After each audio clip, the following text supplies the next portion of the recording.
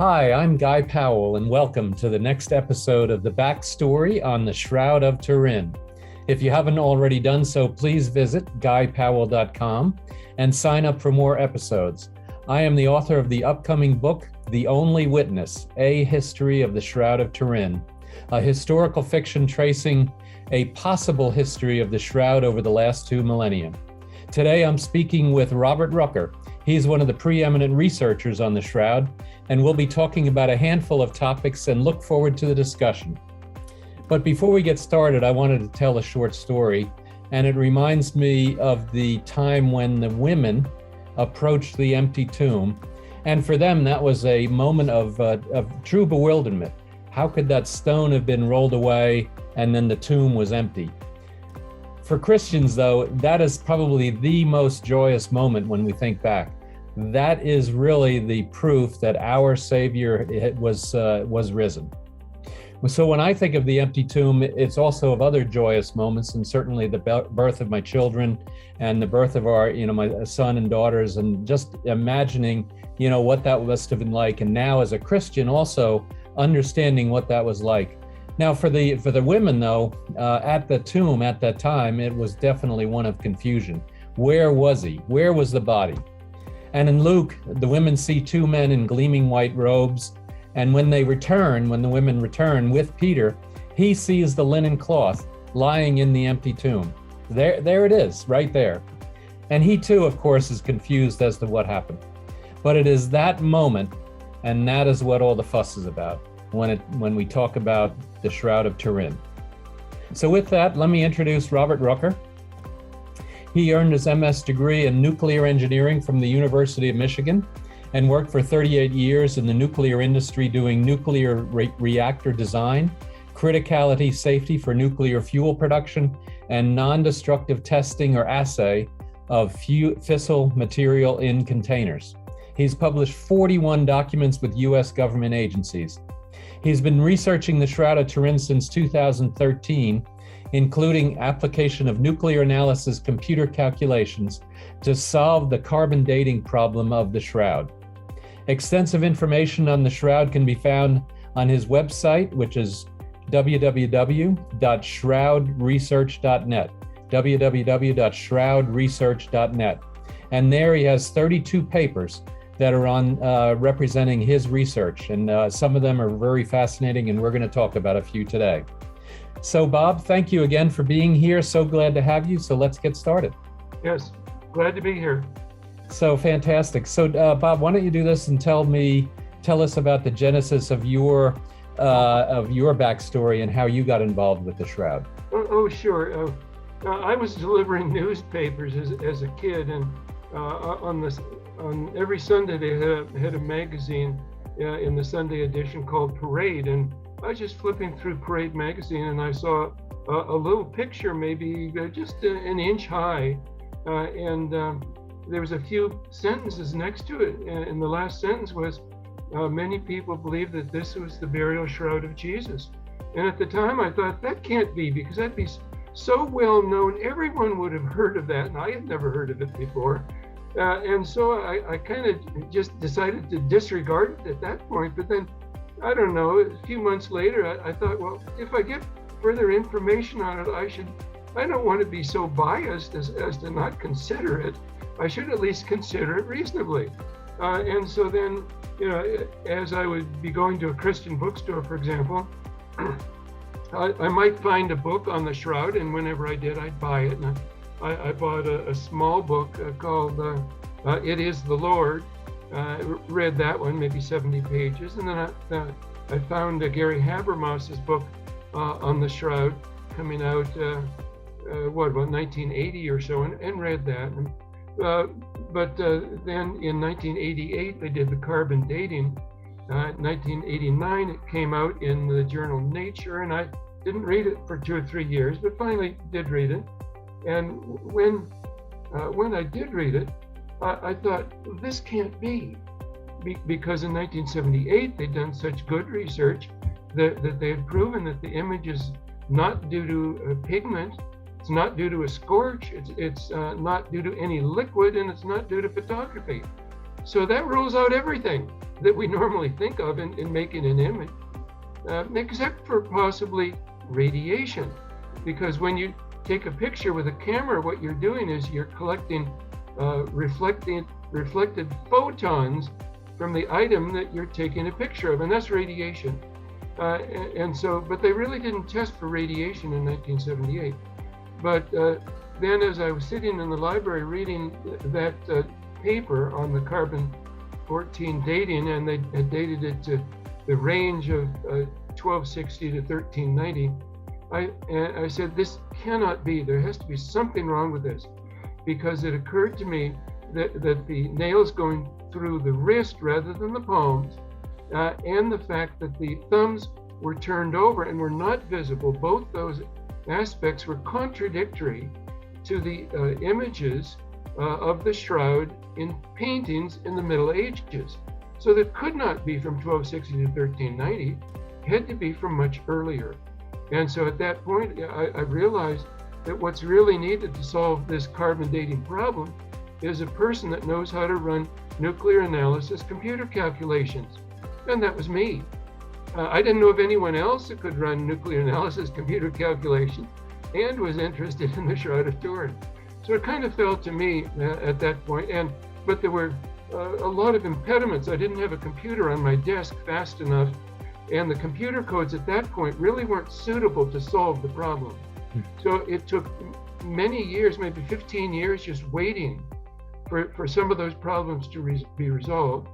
And then finally, when I had a time, the right computer code and a computer fast enough, then I gave Mark Antonacci a call on the phone and discussed it with him, and everything followed from there.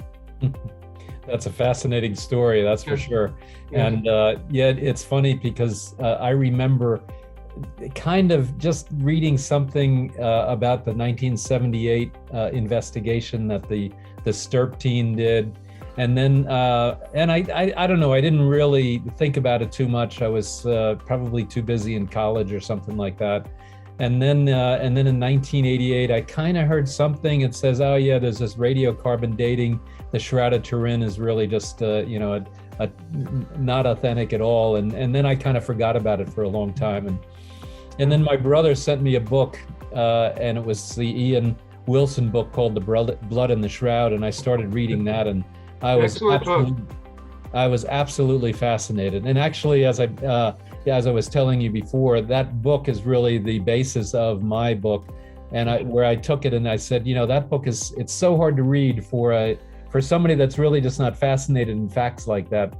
It's so hard to read, and that's then was the basis for my book as the historical fiction on the Shroud. Yes. But anyway, then, so with all of that, what do you think is how the image? What do you believe is how the image was made? Oh yes. I'm just writing up another paper here. That's what I do in my time for a conference that's going on in St. Louis in June. And I'm going through all the different hypotheses for image formation, carbon dating, and how the blood that would have dried on the body, why it's now on the shroud. And so there's 4 basic concepts that are put forward. Once you come to the realization, based upon the first 80 years of research on the shroud, that there really was a human being, a dead body of a human being that was wrapped in the shroud, and that in some unknown way, that body made an image on the shroud. So once you come to that realization, that you then have 4 different options that have been put forward to explain how the image was formed.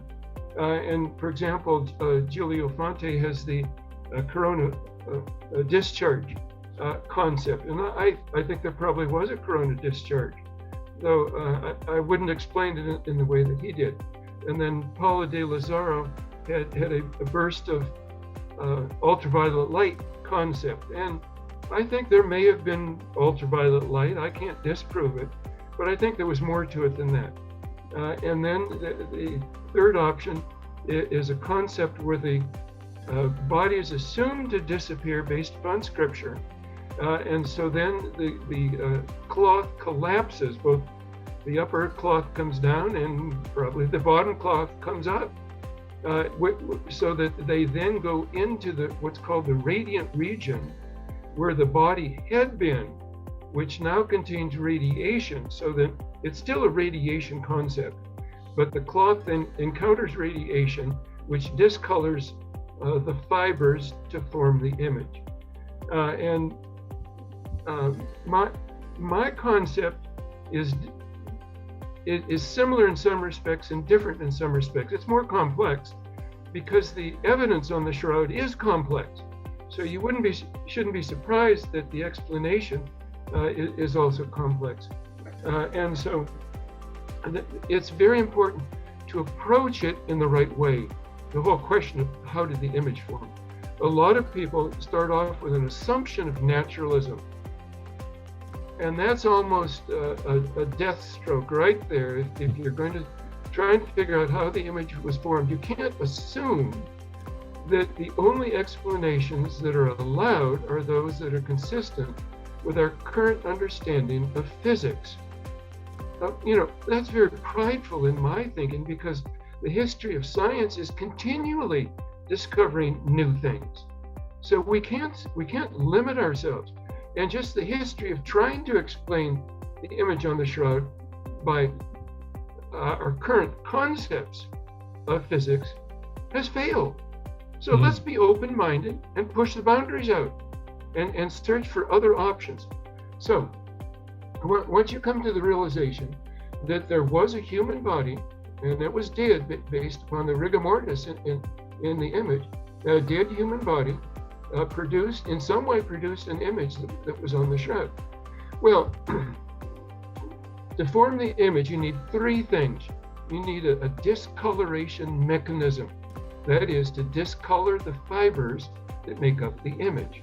Secondly, you need energy to drive the discoloration mechanism. That's just kind of normal physics. But thirdly, what most people don't realize is that you need information to control the discoloration mechanism. That is, to control which fibers need to be discolored and the length of that discoloration of each fiber in order to form the image, because it's the discoloration of the fibers that form the image.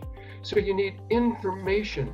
So then the question is, that information has to be transported to the shroud, but where did it come from? And a lot of people would say, well, there was an earthquake or lightning strike near the tomb, and so that caused radiation to come from the limestone to hit the shroud. But the problem with that is that the information that defines the image of a crucified man was not in the limestone. And the people that were doing the burial, for example, if they looked at the limestone, they would not have seen a crucified dead body. Well, where would they have seen a crucified dead body? Where would they have to look? They'd have to look at the body to see it, because when they see it, they're receiving reflected photons that are transporting the information that defines the body, the color, shades, and locations, and transports that information to their eyes so that they could see it. So that's where the information resided, was inherent there in the body. So therefore you can conclude that the information that was in the body that defined the form of a crucified man had to be transported to the cloth. And there's only a certain number of ways that information can be transported from one location to another. For example, on your phone, it's transported by electrons flowing in electrical wiring. But there was no wiring connecting the body with the cloth. Another way is to transport the information using sound waves. But sound, if I'm talking to one person in one direction, another person way over in the other direction will hear it as well. The sound inherently spreads out because it's being spread by a random process of bouncing one atom against another, so that a random process could not form the good resolution image that we have on the front and the back of the cloth. So you can exclude all options except for one, and that is radiation, because both particles such as protons, neutrons, or electrons, or photons of light. A photon is the smallest packet of energy of electromagnetic radiation, which is, for example, light. That both of those particles and photons travel in straight lines in the direction in which they are emitted, so that they can communicate focused information that's being carried from the body to the cloth. So that what we have is a mechanism to transport that information from the body to the cloth, and that mechanism has to be radiation. That's the only option that works. Right. Yeah. So no, we get in. Then from the other direction, it's kind of like a maze that you're trying to solve. And where a maze is like a puzzle on a piece of paper where you have an entrance and an exit, and you're trying to draw a line from the entrance to the exit across all these walls and everything. But if you have a complex maze, the best way to do it is to try and solve it from both directions. You start your line, you draw it from the entrance, and you draw it from the exit, and you try and get to match in the middle. Well, that's what I go through in trying to develop the process for image formation. So now what I've just given you is starting from the beginning point. How was the information transferred from the body to the cloth? There's also the question, starting from the other perspective, of what could have discolored the fibers. And two options occur to me that are most likely. You have an external cause and an internal cause, external to the fiber and internal to the fiber. The external cause would be ozone or other reactive gaseous products that could be formed by a spark or a coronavirus, for example. Static discharge is the word I was searching for there. A good example of a static discharge is a corona discharge. Right. Where it's just the electrical current is transported on ions in the air. And the other option, that's the external. The internal option is where you have heating just on the outer circumference of the fiber, because that's where the discoloration is. And Yep. you have to be able to explain it. And so in my physics class at University of Michigan, we learned a very interesting fact that in a conductor, an alternating current travels on the circumference of the conductor, just simply due to electromagnetic effects from the alternating current of the electrons going in one direction, then in the opposite direction. I remember that exactly. Yes. Well, good. Most people don't know that. But so therefore, what would cause a high frequency alternating current in the fibers? Well, it could be a static discharge. For example, when you have a thundercloud going over lightning rods, and the lightning comes down from the cloud, it actually goes back and forth, maybe up to 20 times. And that's an alternating current. So that if we had an alternating current coming from the body, that is charged particles going upward and downward, and that's why the images are the same on the front image and the back image, I think, because this process involved an alternating effect, both upward to form the front image and downward to form the back image or dorsal image. But that would be charged particles that would then be deposited on the cloth that would initiate a static discharge or corona discharge from the top fibers that were closest to the body. And that's why the discoloration in a thread is on the top fibers that were facing the body. So that this concept explains all the problems that we have that result from the evidence that largely came from the 1978 STIRP examination over a 5-day period on the Shroud of Turin. Yeah, So I really appreciate that.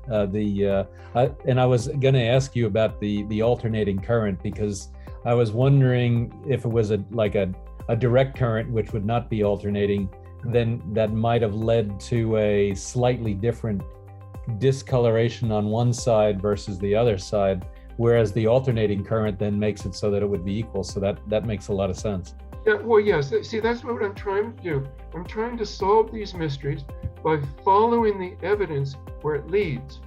And I think that's what you have to do, rather than just starting off with some kind of assumption, because you don't want your scientific conclusions based upon just your assumption. You want it based upon the evidence. Well, and there's certainly new, I don't know if you'd call it new science, but a lot of unknowns. And one of the things that I liked about STIRP was that it basically said it's not this, it's not this, it's not this. It started to rule out a bunch of things. And yet, to your earlier point, well, there's a whole bunch of things that we don't even understand yet. And so then, as you kind of start to get that envelope of knowledge smaller and smaller as you say, okay, well, we've got this alternating current, it's going, vertically collimated up and down and things like that. I think it's starting to get, it's that envelope of uncertainty seems to be getting smaller. But it's a good explanation because it's so consistent with the evidence. So that this alternating effect of the particles being emitted from within the body going up, for example, if you had protons going up and if there was an electric field, then the electrons would go down, but then it would flip, and then it would flip again and flip again. Yep. So that's an alternating effect that would set up an alternating current in the fibers, which then deposits its energy just on the outer 2%, for example, 2% of the radius of the fibers, exactly where the discoloration is. Yep. So it makes a lot of sense. Yeah, no, it really does. And I think then, so it's kind of like the body is there, and there's these, I guess, the coronal discharges, I guess, from the skin, into the material, and then that's an alternating current both on the front and on the back as well. And that makes a lot of sense. And I also remember in one of your papers that then that also explains the distance, because then the strength of that signal, the further you are away, the further the skin is away from the surface of the shroud, then the weaker that signal will be, and therefore the lighter that'll be. And so it explains why there's the light and dark areas are reversed as though it's a negative. It also explains why there's three-dimensional information on the shroud. And when we start talking, that was the very important discovery in 1975 by John Jackson, a professor of physics at the Air Force Academy. And that discovery then led to STIRP. Right. Because as he talked about it with other co-workers, they just became extremely interested in trying to solve this puzzle. How in the world can there be three-dimensional information on the Shroud of Turin when that's never the case with any painting or photograph? But in this explanation, it's fairly simple. With the charged particles being emitted vertically from the body, the intensity of those, that is the number of particles per square centimeter, for example, would be decreasing due to scattering and absorption in the air, and for particles it could be decay as well.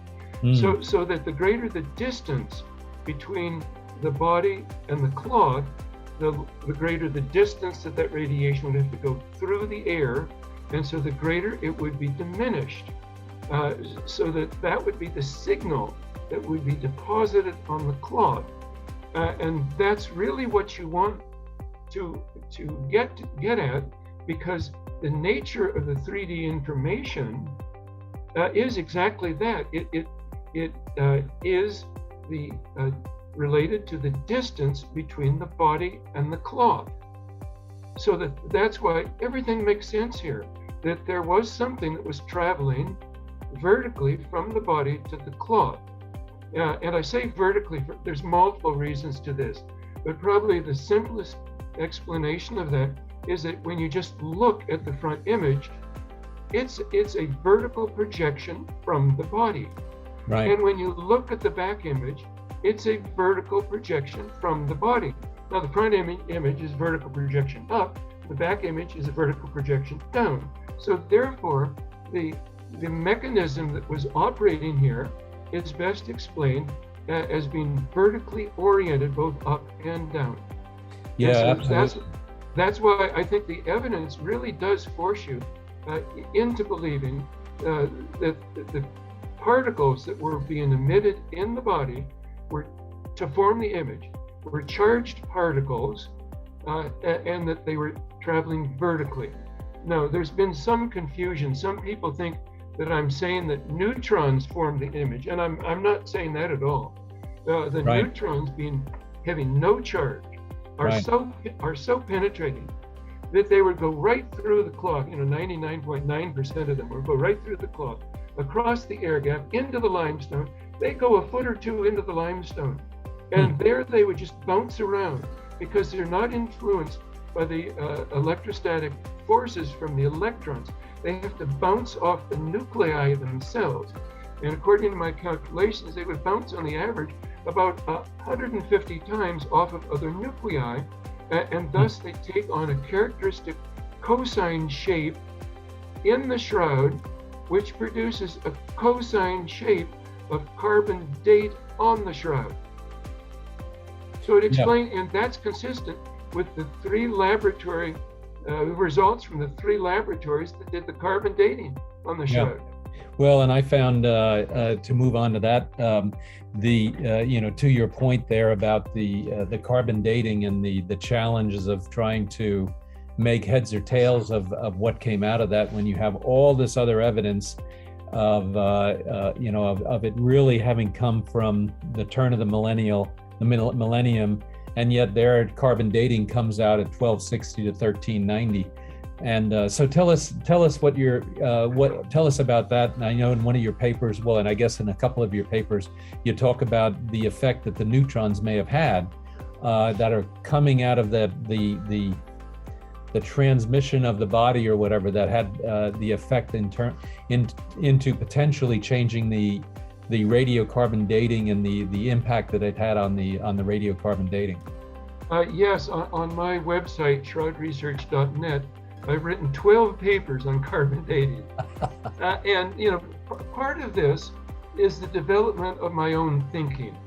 As you're writing papers, it's good to write papers because you're sorting things out and you're answering questions that people raise in what you've written. And so these 12 papers not only are written for slightly different purposes, but also just to illustrate the development of my own thinking. So that I actually have 3 of those 12 papers. I've written, one is only 2 pages long. That's for the very, one person who wants to do it quick and dirty. Then I've written one, I think is about 12 pages for the person who's technically qualified. And then the next one up is, I think it's 38 pages for the layman, the non-specialist. But I've tried to write it in a way that he could understand it. And that's why it takes longer. You have to put in more illustrations and define your terms, etc. But yes, the bottom corner off of his foot, at the corner, was cut in 1989 to remove samples. It was actually 4 samples, but they were sent to 3 different laboratories. There was actually an extra sample cut, a 4th sample cut to make them all about the same weight. And those were sent to laboratories in Tucson, Oxford, and Zurich, I think. Zurich, Switzerland, yes. Zurich is always in the middle. Yes, there you go.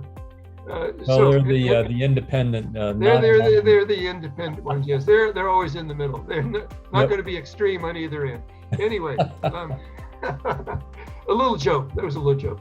But anyway, they arrived at dates that were not consistent with each other, which is interesting.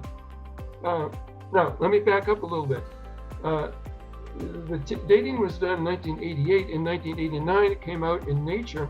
And the conclusion, the one sentence that the media picked up on that was in the abstract and in the conclusion was that this proves that the Shroud of Turin cannot be the authentic burial cloth of Jesus. The only thing is that there were, I think it was 5 different Freedom of Information Acts that were issued in order to finally get the data measurement data that they took, and that data was finally obtained in 2017. Why in the world would it take the British Museum from 1988 to 2017 to release the data? It's almost like they were hiding something. Yep. Well, I think they were. As far as I only know of one reviewer of that paper before it was published, and one of his comments was interesting. That the statement, this proves that the Shroud of Turin is not the authentic burial cloth of Jesus. He said, you have to remove that. Well, why would he say that? It was because the statistical analysis did not prove what they were saying. And believe it or not, that is often the case in technical articles. It's just very interesting and very discouraging, because the carbon dating here really depressed research on the Shroud. We'd be much further along today if they had followed the reviewer's recommendation to remove that statement, because that statement was not proven by the statistical analysis in the paper. But most people wouldn't realize that. Fortunately, I was for about 4 or 5 years at General Atomics in San Diego. I was in charge of a small group doing statistical analysis on measurements. So I'm very familiar with the problems in measurements and the problems in doing statistical analysis of the measurements. And every measurement has 2 types of errors. There is what's called random errors, where a measurement can be a little bit high one time and a little bit low the next time. And that error between the true value and the measured value can be high or low. It's random. So all you have to do to kind of minimize that effect is take many different measurements. And that's what's done normally. You take many different measurements in order to reduce the effect of the random error. But the second type of error is called a systematic error. And most people are not familiar with this. So the systematic error is not random. It doesn't be larger or smaller randomly. No, it's always in one direction. It's always larger or always smaller, and it's being caused by something. And so in order to make the conclusion in their paper that the statistical analysis proves that the Shroud of Turin is not authentic, what they would have to do is to prove that there was no systematic error in their measurements. They didn't do that. They simply assumed it away. By assuming that the measurements, the measured data, had a larger error than what they wanted. So they just assumed the effect away. Never did prove it, so that it was never legitimate, but it's had a tremendous effect on depressing Shroud research. But if you just take the 3 values from the 3 laboratories and average them, you get 1260 AD. And the uncertainty on that, the 1 sigma uncertainty, is 31 years. Now, when I say 1 sigma, what that means is that there's about 68% probability that the true value is within 31 years of 1260. And that would be true if there was no systematic error involved. Right. So they took that 1260 plus or minus 31 and then corrected it for the changing carbon-14 concentration in the atmosphere. And when they did that, they came up with a range of 1260 to 1390. Now they're stating that using a range of 2 sigma, which means that 95% probability of having the true value within that range of 1260 to 1390. But that's not true if the 1260 value is not right. And it can't be claimed to be right because they didn't prove that there was no systematic error. See, so that's how the logic goes. Yeah, and I just to interrupt you there a second, when I was getting my engineering degree, we did a little bit of what you're talking about, where you measure things and you measure them 5 times, you measure them 10 times, and you take the average of that. And then, all of this statistics started coming in, and I told myself, man, I hate statistics. and then what's funny about that, though, is in the business that I'm in now, that's all I do is statistics. So it came around to beat me. But that what you're talking about, and I'll let you continue there, because I think that science of statistics on those 3 samples and on how they were measured, and then the errors that were either systematic or random errors are just fascinating. So I'll let you keep going there. So what that proves is that there was a systematic error, sometimes called a systematic bias, in the measurements, all of the measurements. Now, there's 2 types of systematic errors. You can have it in the measurements, or you can have it in the item being measured. The item being measured is the samples that cut from the shroud. But when you consider the measurements themselves, what is being measured? What's the ratio of the carbon-14 to carbon-12 in the linen? And let's see. Well, it's the ratio of that, and then the distance from the, maybe that's where you're going, the distance from the rest of the body, and that it was a linear distance between each of those measurements of the 3 samples. Yes. I'm sorry, I kind of lost my train of thought there. I have so many different thoughts going through my mind, and maybe I'm getting older, I suppose. But anyway, yes. Oh, yes. There was a systematic error in the results of their measurements. That's a good way to say it. But they didn't only measure the Shroud of Turin in their analysis. They also measured what are called standards. Now, in this case, standards would be pieces of cloth of which they knew the dates for the pieces of cloth based upon history. So they also measured these 3 pieces of old cloth, and when they did those measurements, of course, they measured the carbon-14 to carbon-12 ratios. They obtained dates that agreed fairly well with the historical dates. So that proves that they were measuring the carbon-14 to carbon-12 ratios correctly. So when we apply that to the Shroud of Turin, remember there were 2 possibilities for the systematic error. It could be something wrong with the measurements or with the samples. Well, we've just shown that it's not anything related to the measurements. So therefore, it's something related to the samples. In other words, the samples have been modified in some way. Now, Joe Marino, who promotes the invisible reweave concept and has been doing so for many years, of course, what he says is that the area where they took the carbon dating samples in 1988 was rewoven using French reweaving technology, so that it would basically be invisible, at least to the unaided eye. But I'm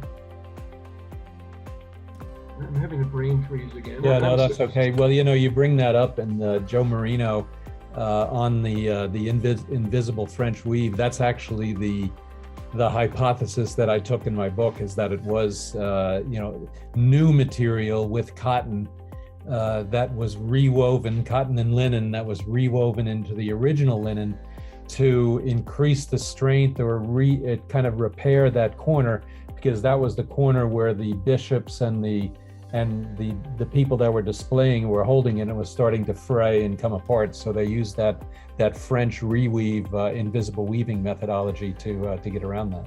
Yes. Well, let's see if I can pick up where I left off here. So that Joe Marino's concept of invisible reweave can explain two of the four things that we know to be true about the Shroud of Turin, the carbon dating in the Shroud of Turin. We know four things to be true, at least I believe we do. At the 1988 sample location, the uncorrected carbon date was 1260, plus or minus 31. That's number one.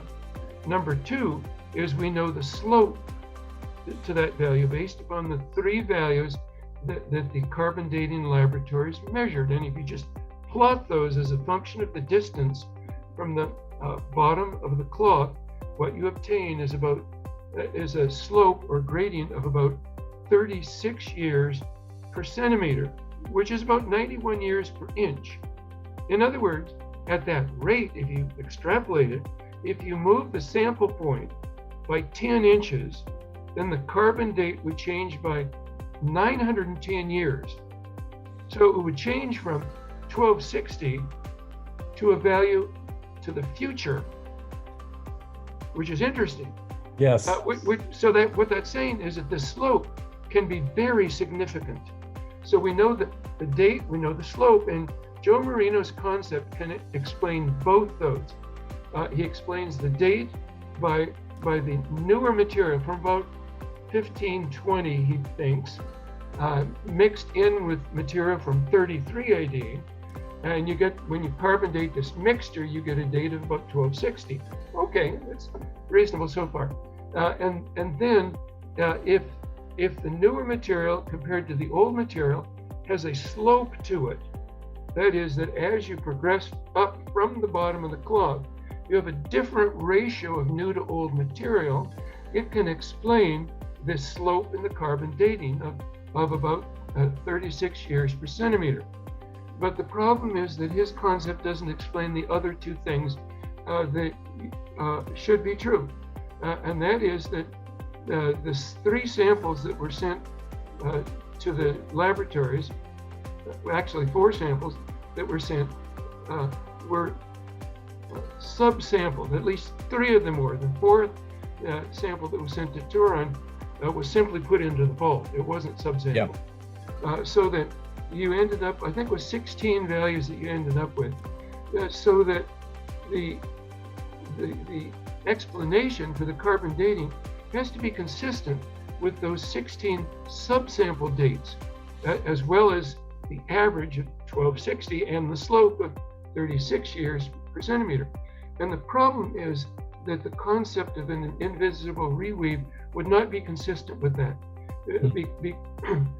Because the range was something like 1200 up to 1400, something like that. So that in many of the subsamples, because the subsampling would be done randomly, right, you should be obtaining dates that are consistent with his new material hypothesis of about 1520, but none of the subsamples are dated to that. And some of the subsamples should be dated at or close to the old material date of 33 AD, yet none of them are. So to me, that's a killer. Yeah. The other thing is that if you're hypothesizing an invisible reweave of the shroud, that doesn't explain the date for the sudarium, because they're different pieces of cloth. So the carbon date, just based on historical grounds, we believe that the sudarium of Oviedo, located in Oviedo, Spain, sudarium is the Greek word for face cloth, basically. The sudarium of Oviedo was carbon dated to about 700 AD, whereas historical documents, I think, indicated it left Jerusalem about 625 AD, somewhere in that range. Right. So that there's a conflict. So that the invisible reweave concept doesn't explain the range of the subsample dates or the date for the sudarium, whereas my concept is consistent with all four. Yeah. Then that makes the difference. Which do you want to believe? Hypothesis that consistent with only two out of four, or 4 out of 4? Well, to me, the answer is clear. No, I like that. That's very interesting. And, and I also like the, the statistical side of it. And then to your point about the random errors versus the systematic errors. And I also liked your point about it's possible that if you then keep going up inch by inch all the way up to the center of the shroud, if that linear systematic error continues, it's possible that the radiocarbon dating would date the parts of the shroud to the future, to some date. Yes, my computer calculations indicate that about 90% of the Shroud of Turin should date to the future. Now, people think that's very strange, but all I'm doing is applying the normal equations for calculating the date. And when you have more carbon, a higher carbon-14 to carbon-12 ratio than in the environment, then you get a date to the future. That's all we mean. But what it says is that there's something very strange going on. Now, my nuclear analysis computer calculations don't just extrapolate those 3 experimental values. It calculates the entire curve. And I have to normalize the curve to some value, and I normalize it to the 1260 average. But when I do that, it's interesting that the nuclear analysis computer calculations that I did with a computer code called MCNP, Monte Carlo N particle, calculated the slope to be about 36 years per centimeter, in good agreement with the measurements.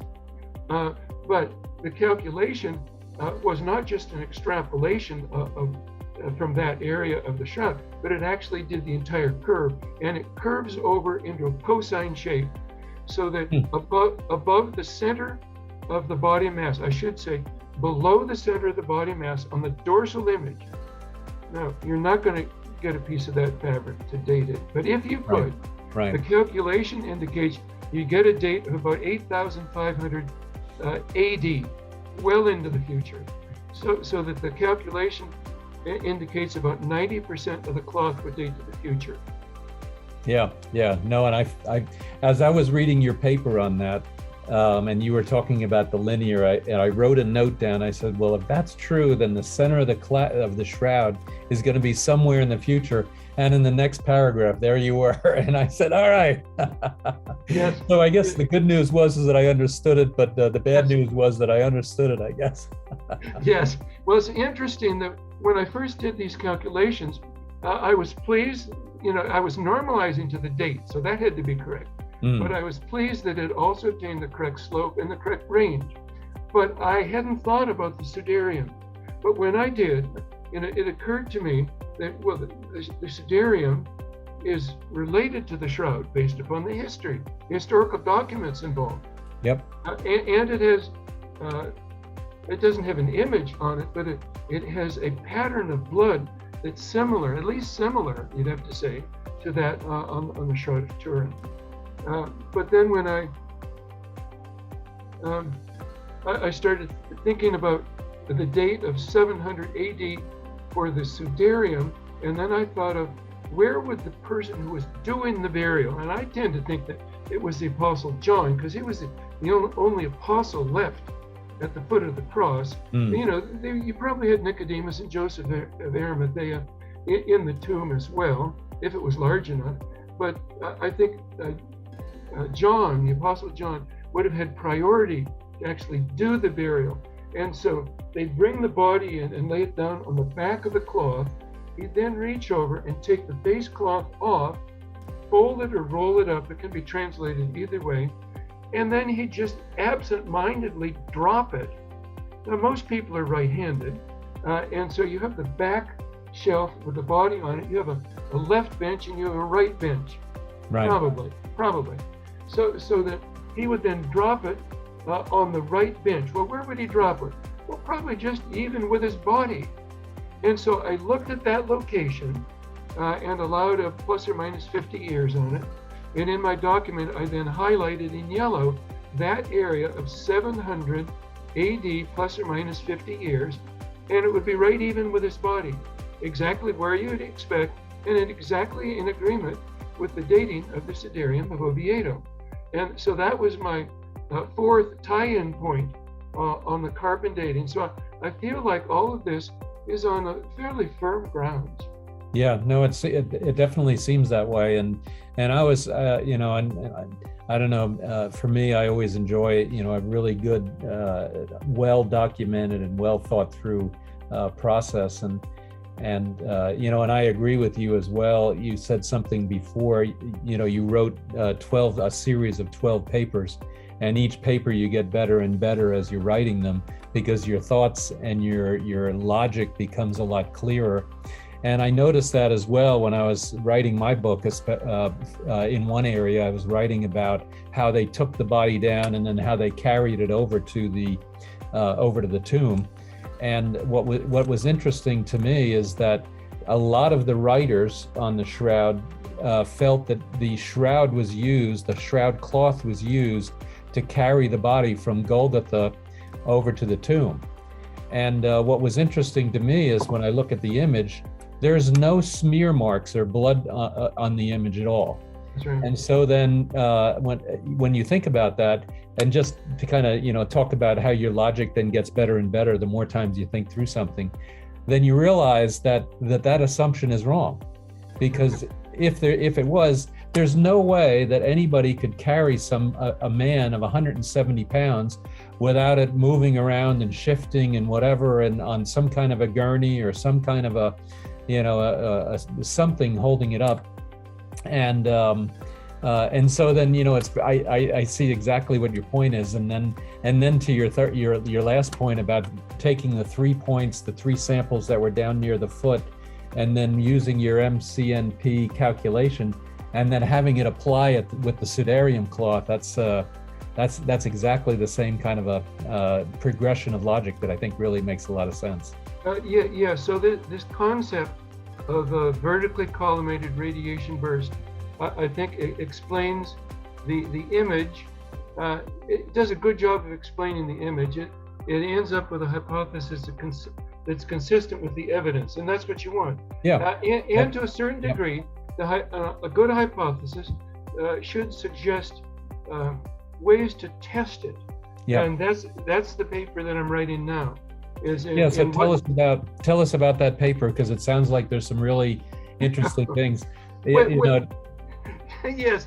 Well, it's this is going to be for the conference in St. Louis in June as a technical conference, and basically what I'm saying there, for example, is that there needs to be kind of micro electrical testing of linen fibers to see if an alternating current running through a linen fiber at the correct frequency can cause discoloration just in the outer 2% of the radius of the fiber. It's that sort of thing.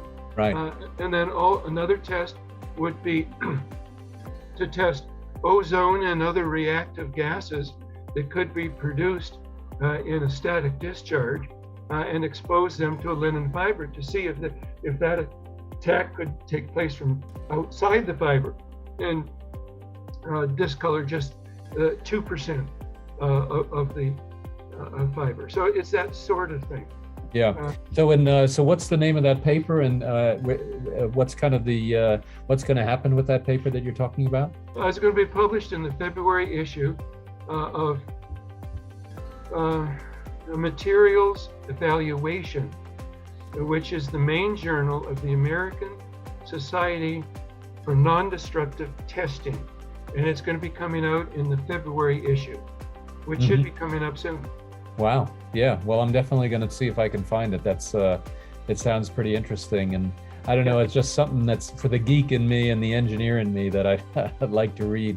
Now, I read one of your other papers, and I thought it was also kind of fascinating, where you went through I think it was 6 different hypotheses as to, what could have happened and how it could have happened. And yeah, how could all of that energy either be put into the body or released from the body as it was disappearing? And maybe talk a little bit about that one. Well, yes, I'm just looking at one page here of that. And, because there's a lot of people will say, I just can't believe in the resurrection of Jesus, because where did his body go? Things don't just disappear. So I went through 7 different options here to consider them. The last one, I couldn't really discuss that because it was kind of beyond any of our current physics or even extrapolation of our current physics. So that I just put that in as kind of a catch-all that can't further be discussed. But for example, let me just run through these. The molecules in Jesus' body broke into their constituent atoms, which then passed through the shroud and into the walls of the tomb. I've heard that. Or number 2, the atoms in Jesus' body disintegrated into their neutrons, protons, and electrons, which passed through the shroud and into the walls of the tomb. Heard that. And number 3, the atoms in Jesus' body disintegrated, with the entire mass of his body being converted into energy, according to Einstein's theory, E equals mc squared. The problem with that is that it would have released 1,000 times the energy of the largest nuclear weapon ever exploded, ever tested. And so that would have destroyed the shroud, the tomb, Jerusalem, and probably all of Israel. That never happened. Number 4, the atoms in Jesus' body disintegrated, with the entire mass being converted into neutrinos and antineutrinos, which would have penetrated through the shroud and through the walls of the tomb and through the earth without interacting. So you completely lose them. The problem with that and several other aspects of these other things is then how in the world does the body be recomposed for the post-resurrection appearances? Do you have to regather all those neutrinos and antineutrinos from the far reaches of the universe to bring them back? Well, no. And then number 5, the Jesus body was transported out of the shroud and the tomb into some other location in this physical universe by a wormhole. Now that's getting into kind of Star Trek concepts. Wormhole doesn't work here. Where is Mr. Spock when you need him? Yes, I know. But number 6, I think, is where you really have to come down and say this is the best option for how the body disappeared from within the shroud. Jesus' body disappeared from inside the shroud by a transition into an alternate dimensionality. That's at least an extrapolation of modern physics. Well, and also, I mean, modern physics is now starting to figure some of those alternate dimensions out. That's for sure. And but I liked that paper because each one of those hypotheses and the way you describe them, and then the energy or the reconstitution of the body and what have you, it just disproves this one, it disproves this one, it disproves this one, and I thought that was really well done, and I definitely appreciated that. I think the other thing that was interesting as well, and we'll start to close here, but I thought one of the other papers that you had was interesting in that if the body disappears instantaneously, then that means that the shroud would be sucked in by the vacuum that took over the area where that body was. And I was thinking about that, and I go, man, that's perfect. It's just one of these things that as you're thinking about, well, how could this have happened? Okay, so if it happened over, let's say the body disappeared over 10 or 12 seconds, then the cloth would have fallen down slowly. If it disappeared within a millionth of a second, boom, then all of a sudden the material would have had to have been sucked into the middle somehow.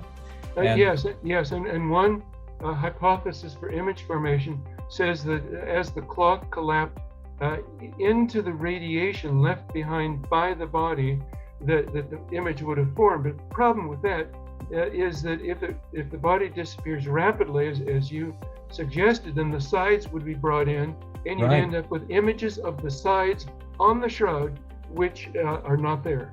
Yeah, So and that's where I think your point about the verticality of the image generation mechanism is that it has to be vertically collimated, I think was your term, and then to your other point as well in one of the papers is that neutrons are not there's no charge on them, so therefore they go in all random directions, so therefore the image was probably not generated by them. It had to have been done by something that would be vertically columnated. And then to your point about the alternating current and the pluses and the minuses going down so that you get an even kind of an image on the top and on the bottom side of the shroud. Yes, the neutrons are so penetrating that if they went through the cloth, creating an image, that an image just as strong would be formed on the outside of the wrapped configuration and through the thickness as it was on the inside. And that's just contrary to the evidence. Yep. And I don't know, it really was fascinating, and I really appreciated that. And now, of course, with your paper coming out and looking at doing some future non-destructive testing, I always think about the church kind of sitting there and saying, well, we're going to be kind of like Moses. We're going to let those scientists wander around in the desert for 40 years before we give them another shot at doing the testing. And so we're going to be about 50 years now, maybe, if we can do some more testing in 2025. So, yes. That's kind of like, letting the scientists wander in the desert before they come back and actually get their hands again on the shroud. Yes, I'm sorry my image here of myself is not very good, and that's because the sun is going down and I'm losing my light here at the little window in front of me. Yeah, no, that's all right. You actually come out pretty good, and it's actually nighttime where I am, but I definitely appreciate the time. Do you have any other thoughts or comments before we close that you'd like to make? Well, this is really, it's a lot of fun working on the Shroud of Turin. I was working on just in the nuclear industry for 38 years, but what I'm doing now is by far more significant and far more interesting. I think that what we're showing here is that the Shroud of Turin really is the authentic burial cloth of Jesus. And if you just bear with me here for a thought, I'll wrap up the conclusion. So the question is this the authentic burial cloth of Jesus?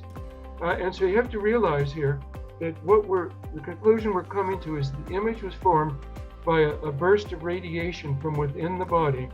And this burst of radiation came from a dead body of a crucified man. So you then look through all the historical records that we have to find out who that could be. What crucified body, dead crucified body, could have emitted a burst of radiation to form the front and back image of itself on a piece of cloth, when there is no other image of a body on a piece of cloth that has been formed naturally like this. And so your conclusion is that the only possibility is that this image was formed by Jesus Christ in his resurrection. In all of our historical records, that's the only option. So we're just forced there. We don't have to assume it to conclude it. We're forced to conclude it based upon the evidence. Now, I realize there are many different people that try and get out of the evidence. And, well, I'm sorry about that, but this is what the evidence indicates. Well, and I absolutely, and it seems like, Joe Marino released a book on the carbon-14 dating and all the politics, and we think the politics between the Republicans and Democrats are strong. It's nothing when you get into religion, and then you get it on a global scale. And what he had in that, what he's documented in his book is just fascinating. And there was so much, politics going on related to that carbon-14 testing that it's unfortunate, because it really did set back the testing and the scientific research on the shroud by the 40 years. So. Yes, but I think we've solved the carbon dating problem now. And the important point is that of the four things that we know to be true about carbon dating, the assumption that the shroud dates to 1260 is only consistent with one out of those four items. So that I would say the carbon dating of the shroud is one of the main evidences that it's authentic. Yeah, if your theories are right, and I like your theories. Yes. If they're right, then you're right. It's actually positive proof. It's positive evidence. It's not negative evidence at all. Right. Because in science, you have to explain everything, not just 1 out of 4. Yeah. And the explanation that it dated to 1260 to 1390 is only consistent with one of the 4 things that we know to be true. Yep. Well, listen, let me end it right there. I really like your conclusion, because I think that really does summarize a lot of what we talked about and a lot of the science as it has progressed over the last 100 years, I guess. And but anyway, Bob, thank you so much. It's been awesome talking with you and getting to know you, and also understanding at the next level of detail your theories and hypotheses and then potential proof. And I do hope that in 2025 we are able to carbon date the center of that shroud to 8,500. Well, a sample taken by the patch on the right arm, which would be next to the wall, would date to about 4,500 AD. Yeah. And a piece taken off next to the patch on the left arm would date to about 3,500 AD, according to my calculations. And if any of those tests, you need those 2 samples, and that should be easy, I think, to get. And you remember in 2002 that they took fully carbonated material from underneath those patches and put it into bottles, which is just sitting, not being used at all, in the vault in Turin. And that material can make all the difference in the world in understanding the Shroud of Turin, and it should be used for dating. Yeah, I think you're right, and it would be interesting if that really does come out to be, to 3000 AD or whatever it comes out to be. Man, oh man, that'll be groundbreaking. That'll absolutely. It would. Yeah, I think it's potentially more important than anything Albert Einstein did. Yeah. Well, you will have then debunked the debunkers of the dating of the shroud. I always like to do that. Exactly. Well, anyway, thank you again, Bob. And otherwise, please visit shroudresearch.net for a lot more of Bob's papers and activities. I found them fascinating. They are an interesting read and really very helpful to understand what may have happened to the Shroud of Turin. And if you'd like to, his email is info@shroudresearch.net. Otherwise, please stay tuned for many other videos in this series of the backstory on the Shroud of Turin. Please visit GuyPowell.com and sign up for more episodes. Thank you, Bob. Thank you.